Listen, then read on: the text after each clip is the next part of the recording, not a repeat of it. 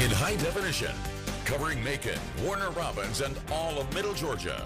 Clear, accurate, to the point. This is 41 NBC News at 11.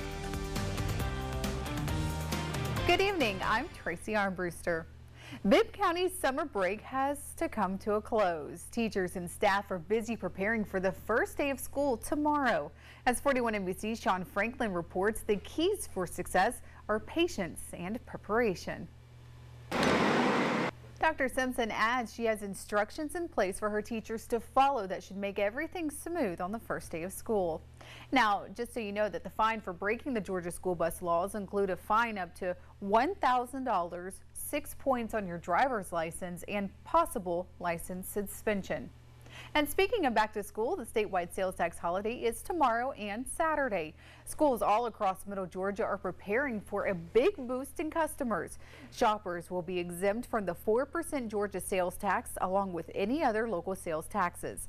The Georgia Retail Association estimates that statewide spending during the week will reach close to $2 billion, and families with children in grades K through 12 will spend an average of about $670. The holiday shopping period starts tonight at midnight and ends at 11:59 p.m. on Saturday. Eligible items include clothing and footwear priced less than $100 each. It does not include accessories.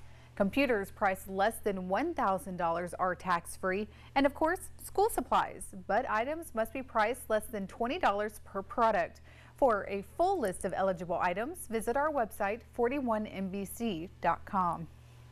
Heavy showers in parts of Middle Georgia this evening caused some minor flooding. This video was taken around 7 o'clock in Macon just before the southbound I-16, I-75 split. You can see a big sheriff's deputy standing there with much of the interstate underwater. Traffic was backed up at least 2 miles as drivers slowly made their way through the water. There is a confirmed case of tuberculosis in Middle Georgia. Health officials say a 9-month-old has the disease. The child attends daycare and neighborhood academy in Macon. We're told there are 3 pending cases of TB. A team of investigators working on the cases say the source of the disease is unknown, but they're confident all the children at the daycare are not affected. Personnel file shows the former Bibb County deputy accused of molesting a 14-year-old girl had a history of misconduct when he was a Macon police officer. 41 NBC's Skylar Henry poured through the pages of Kenneth Brown's records to see how his actions led to him being fired.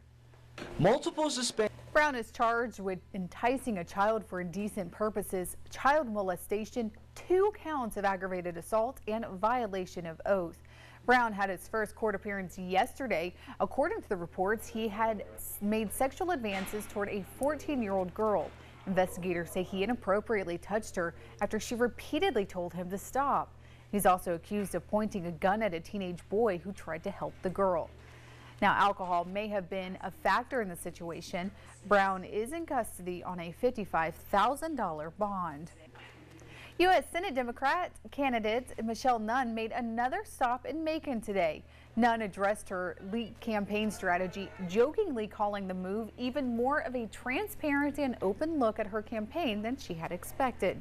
Nunn is running against Republican David Perdue in the November general election. Some Macon leaders and activists are trying to save the Douglas House, but they need help from the community in preserving this historic building. But time is running out. Mercer University offered the building's owner, Lou Patel, $200,000 to purchase the Douglas House.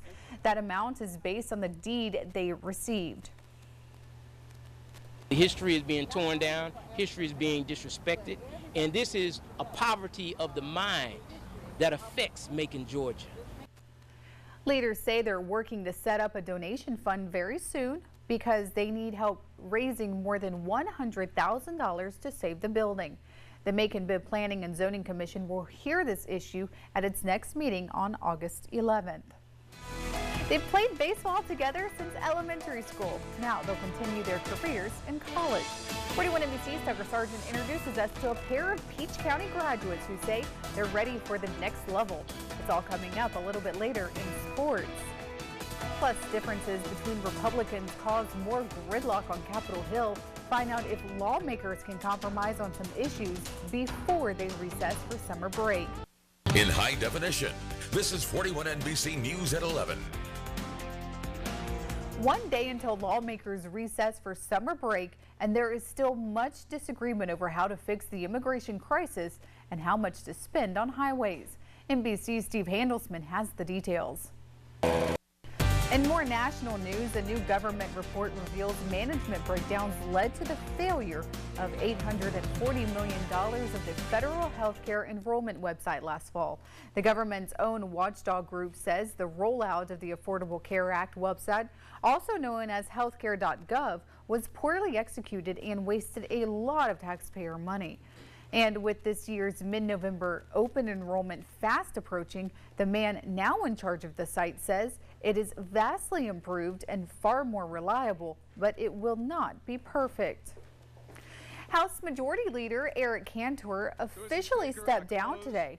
The Virginia Republican was shocked in June when he was defeated by a Tea Party challenger in the Republican primary. The 51-year-old will finish out his term as a rank-and-file member of the House. California's Kevin McCarthy will now become the House Majority Leader, which is the second most powerful position in that chamber. The Ebola outbreak is getting worse, and now the U.S. is warning travelers to stay away from affected regions, particularly West Africa.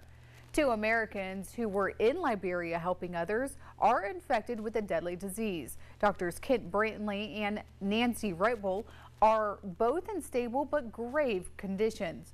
Medical officials say they are showing slight improvement. Now, one of those patients will soon be transported from Liberia to Emory University in Atlanta. Hospital officials say they have a special isolation unit set up to treat patients who are exposed to certain serious infectious diseases. Emory's facilities is one of only 4 such containment facilities in the nation. It is not known when the patient will arrive in Atlanta. Chris, how's the weather outside? Looking okay for the most part. So, pretty decent 7-day forecast, I would say. For sure. Yeah. I mean, the high 80s, low 90s is not too terrible, especially, I guess, with the humidity levels. That'll be a little tough, but it overall shouldn't be too bad. We'll end up July about 3 degrees below normal for the month. So not bad at all, really. No, I'll take it. Yep, All right. absolutely. Well, thanks, everyone, for watching us tonight at 11 here on 41 NBC. We'll see you back here tomorrow.